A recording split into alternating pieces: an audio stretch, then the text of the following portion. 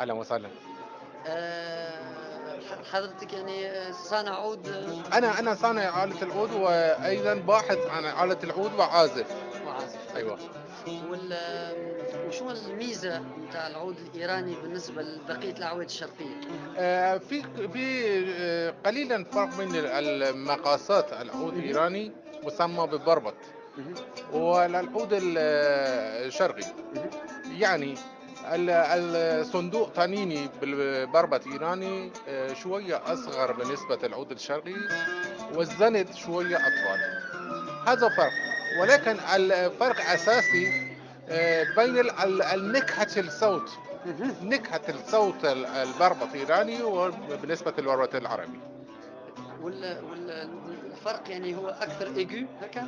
صح، صح، صح. الآلات نتاعك يتباعوا أكثر في إيران والّا يتباعوا في دول عربية أخرى والّا في آآ دول شرقية أخرى؟ الآلة بربط يعني أكيد معروف بالإيران، اهم. ولكن أنا كمان أصنع العود الشرقي. ترى تتعامل مع موزعين في تونس؟ أنا أحب العلاقة بين الفنانين التونسيين، لأن عندنا ثقافة مشتركة. صحيح. يعني نحن كلنا مسلمين وعندنا ثقافة مشتركة.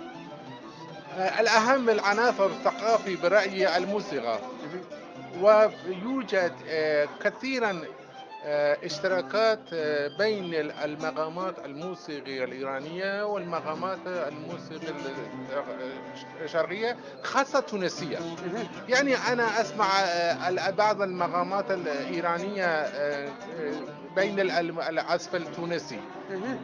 وأيضًا أسمع بعض النغم التونسية خلال الموسيقى الإيرانية. يوجد العلاقات كثير واشتراكات كثير.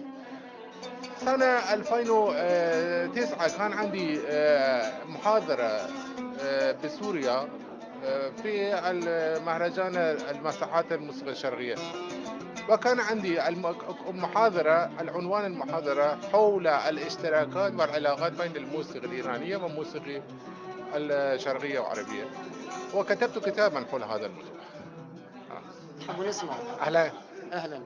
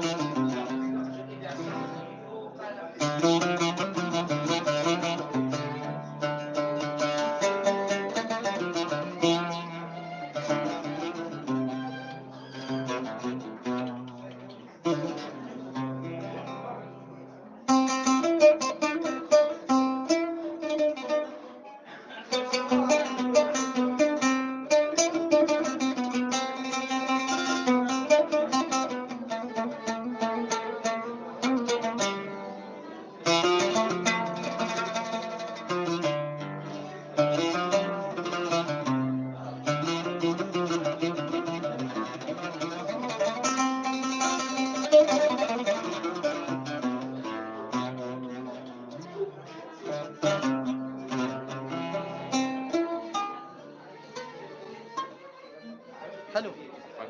هلا. شكرًا، عفوًا. شكرًا جزيلًا.